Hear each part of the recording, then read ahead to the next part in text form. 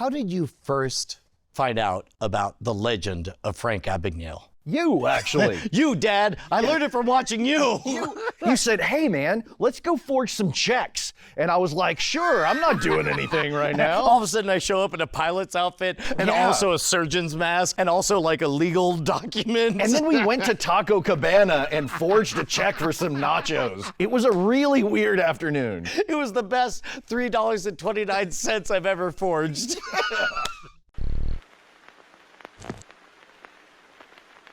This episode of The Modern Rogue brought to you by NordVPN. Head on over to nordvpn.com/rogue, spell it right, ROGUE, and when you sign up for 2 years, get 4 bonus months free. Probably should have taken a breath. How do we explain to anybody under the age of 20 who Frank Abagnale Jr. was? He is the embodiment of confidence will get you anywhere. Yep. So long as you look the part. Just look like you belong. There are studies that show that. For example, there are studies actually at the University of Texas, I believe. There was a study that somebody would jaywalk and they would have 2 conditions. In one, it would be somebody in plain clothes and they would count how many people would follow them jaywalking. Then when the person wore like a fancy suit, like 3 times as many people would follow them across the street. And Frank Abagnale, the story goes, cracked the code. He pretended to be a pilot, he pretended to be a surgeon, he pretended to be a lawyer, and then actually became a lawyer and now works for the FBI. Much like our friends at Red Team Alliance who said you can get in anywhere with a clipboard by looking like you belong. Or an Uber badge, as we found out. Oh, right. Just like, hey, I'm here for the whatever. Yeah, and once people think that you're supposed to be there, you can get away with whatever you want. The story, as is written in Catch Me If You Can, both the book and the movie takes liberties on the book. The book, by Frank Abagnale's own admission, is not accurate to his story, but he doesn't elaborate on that. But the story was, at the age of 16, he looked a little bit older, he dressed up as a pilot, just basically walked onto planes and act like he knew what was going on. In the book, he mentions moments where people would ask him like jargony questions like, what kind of equipment do you ride on? And he was like, General Electric. And it's like, no, equipment is code for what type of planes do you fly? So he had to learn a bit of that. And then in the book, he also goes and pretends to be a head surgeon, not an actual, in the weeds surgeon, but basically an administrator, and all of a sudden finds himself in the middle of somebody having a code blue and he's terrified or whatever. And also in the book, he says, I don't know, maybe I'll be a lawyer, and then figures out that in Virginia, you don't have to have a law degree in order to apply for the bar. So he just applies for the bar and passes it or whatever. I have no idea how much of that is true. Yeah, he seems to have found this loophole, and rather than doing small cons, he did big ones where he was just changing his entire identity in a way that, oh no, now I'm this person to take advantage of this. It really was something on just a comic book scale. And it's the perfect, like, archetypal Robin Hood kind of scenario, because he always maintained that he only ripped off like big corporations, never the small guy or anything like that. There's a reason that the book was a bestseller, that the book got made into a movie, that the movie was one of the biggest grossers of the year. Grossers, is that a word? Yes? Yep. Grossers. The movie was Kroger's. The movie was asking you if you wanted organic grown broccoli.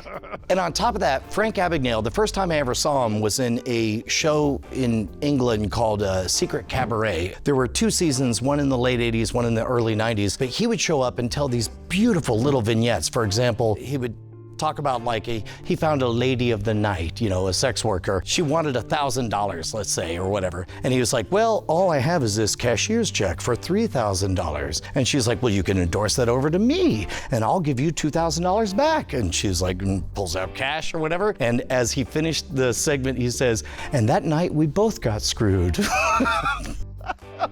So this to me reveals his greatest strength as a storyteller. Yeah, and pitching a legend that is, some might say, too good to be true. Yeah, and that's something you'll learn. And by some, I mean our editor-in-chief, Jeff. Jeff, what do you say? Because it's all horse. Jeff started hitting me up saying, I think all of the Frank Abagnale story is just a big lie. And I was like, why?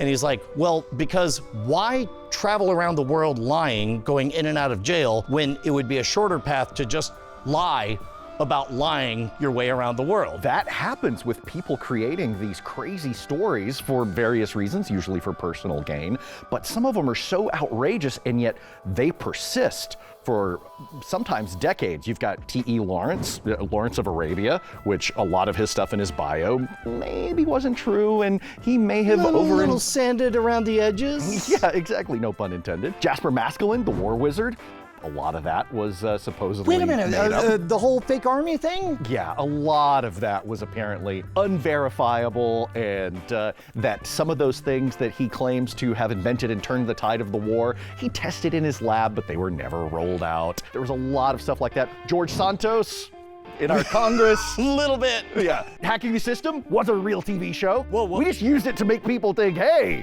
watch Modern Rogue. We were on TV. Actually, not a real thing. Hold on. That's actually a really good conspiracy theory that we should start, is the idea, like, prove to me that the show exists. Yeah. You know what? I deny that we ever did the show. Yep. I dare you to prove me wrong. Didn't happen. Deep fake. Send me screenshots.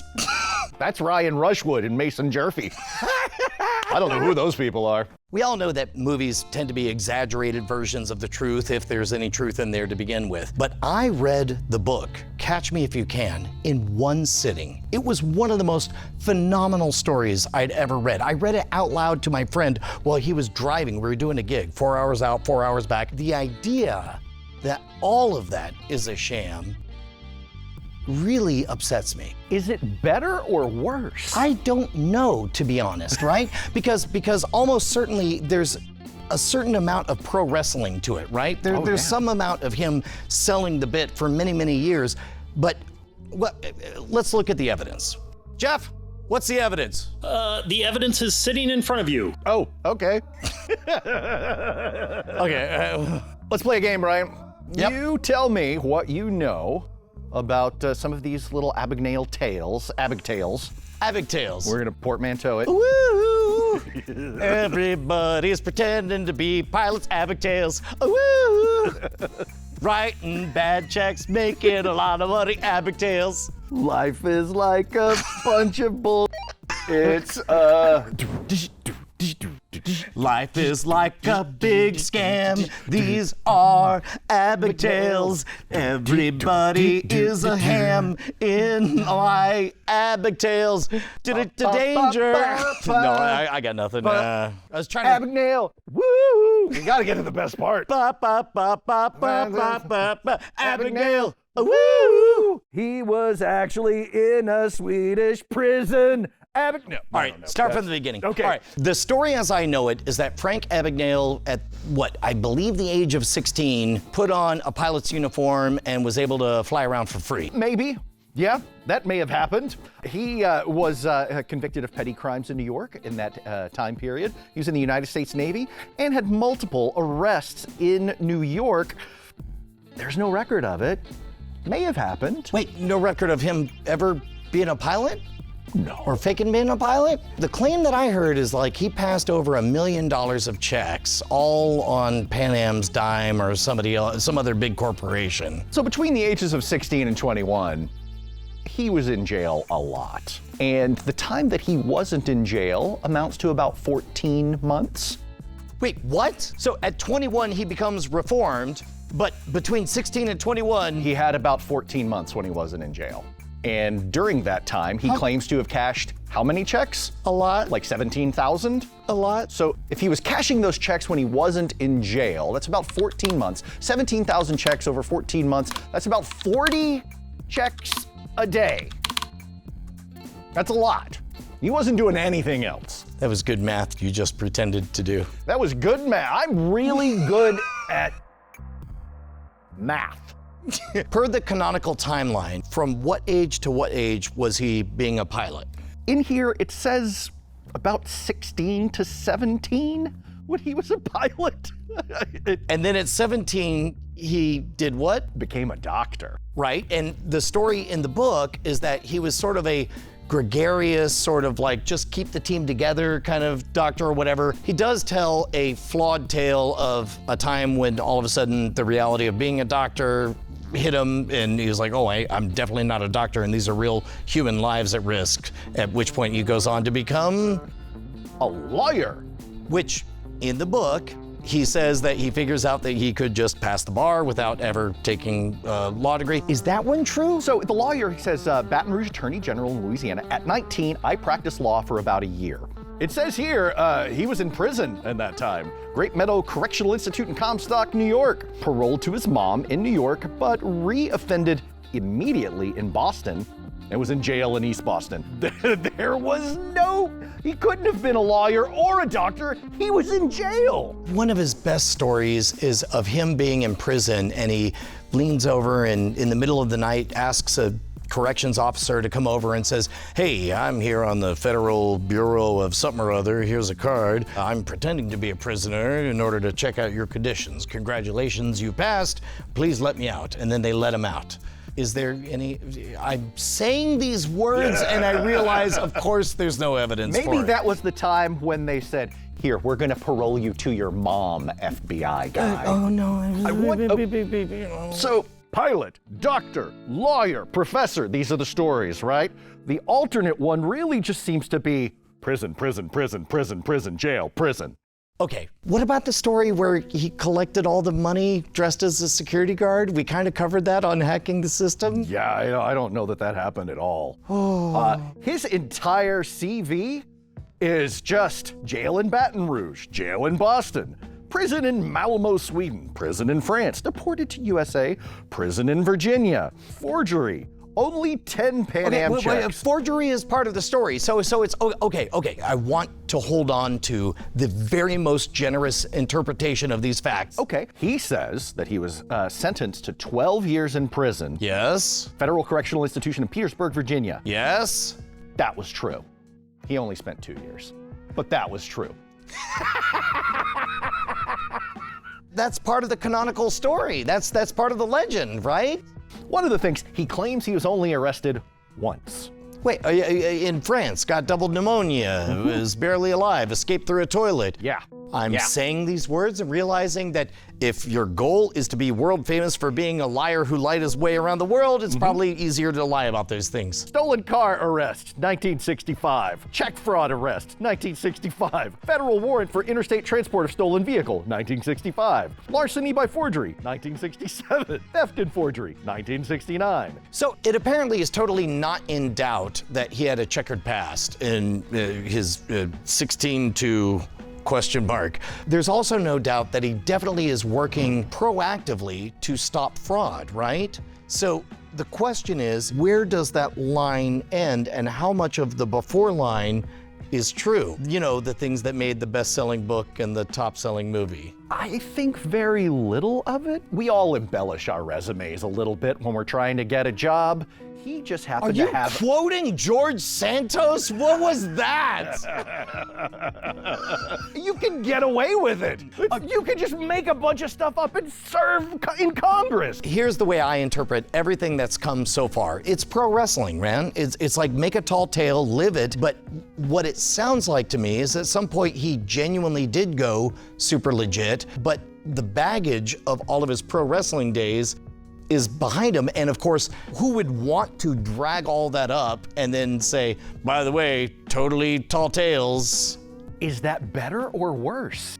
He didn't actually do a lot of these crimes, but he did do a lot of crimes, just not the cool ones. No, but per the legend, he only ripped off the big guys, right? The corporate, oh dear. Yeah, I don't think that's the case at all.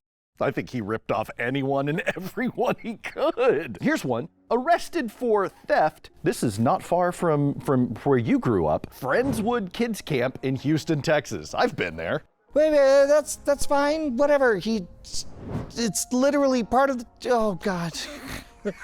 But that's the thing. He says, I didn't do all of that really cool stuff. I did all of these really crappy things, but still, he crafted this legend, and that in itself is impressive, right? So everything that we've seen as far as the evidence would seem to indicate that he made a tall tale that really took the world by storm. And much like many of the other people we mentioned, he just ran with it to see where it would land him. And where it landed him was in a legitimate place of authority. I would imagine that the calculus is pretty simple. There's no money in going back and revealing that all the tall tales were just tall tales. And as I get older, I understand that it's like, look at the work you're doing now. I'm actually busting criminals and I'm stopping fraud and all that stuff. So what's the harm, question mark? I think he needs to capitalize on this, come clean right now, write a book saying, hey, you know those fun stories and everything? That's another twist of the tale. I don't It's know, all made man. up. If you do that, then you get all the misery of revisiting your genuinely unfortunate past sins with none of the happy topspin that we've come to associate with the story. The happy topspin is that you're selling books. And that does bring up the fact that he is part of a lucrative speaking engagement circuit right now. Why would you break that? I mean, honestly, how's Frank any different from those people on TikTok going, here's how you deal with your autism. I'm not a psychologist, but I'm gonna build a cottage industry on social media talking to you about how you deal with X. Is Frank Abagnale the original TikTok expert? Self-appointed expert? Yes, the death of expertise began with Frank Abagnale. Oh my God. I mean, he definitely, what a complicated, I don't know how, I regret everything.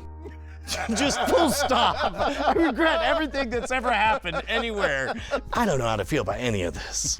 Everyone can make their own decision. Go to modernrogue.com and read the article yourself. Lots more details in there. Yeah, it's a hostile article. Read it when you're ready. Jeff, you seem angry. Are you angry?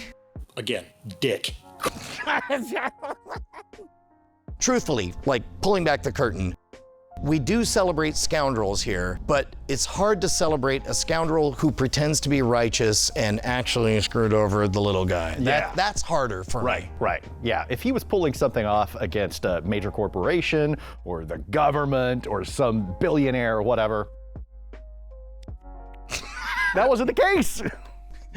You went way farther on that than I thought you were gonna. Bryce, how long have we been talking about NordVPN? 80 years. Yes, I do remember. It was 1943. That's right. One thing I think we've done pretty well is not scaremongering. Yes, we've talked about the fact that a VPN allows you to tunnel to anywhere on the planet so you can get around geofencing if you have a political message or something like that. Yes, we've talked about their best-in-class encryption, the fact that they have thousands and thousands of servers. Maybe we got a little bit scaremongery when we talked about the fact that they're incorporated in Panama, and Panama ain't got no extradition treaties. But none of that is what I've focused on the most. What is the one metaphor I've always made about NordVPN? Close the door! When you Poo! There it is. That's right, man. What you do in the bathroom is your own business. You're not doing anything wrong, and that's what NordVPN grants you. Privacy. Head on over to nordvpn.com/rogue. Sign up for 2 years. Get 4 bonus months free. The thing I like the most is not getting those weird, creepy, targeted ads. I don't know what subreddit or forum I went to, but a lot of people think, or maybe I'm just the age demographic for psoriasis. Which, by the way, I have friends who have psoriasis. Please, there's wonderful treatments now. But boy, am I tired of seeing those ads. What about you? What's the weirdest ad you got? Three shoes. 3 pairs of shoes. Three shoes, left, right, and middle. You won't believe which one is number 2. The point is, if they ain't got your number, they can't target the ads at you. It's like living your life in incognito mode. Have you ever wondered what it would be like to wear sunglasses and a mustache at all times? That's the NordVPN life. Oh my God, I have a new character. NordVPN.com/rogue, spell it right. Sign up for 2 years, get 4 months free. I'm gonna go buy some sunglasses and a big old mustache. I'll be right back. Of all the VPNs in the world, she had to walk into mine. Modern Rogue is supported in part by viewers like you at patreon.com/modernrogue. In the description, you can find all of our credits and additional ways to support the show. That's part of the canonical story. That's part of the legend, right? You literally choked. Did a spit take on my own spit. Ah.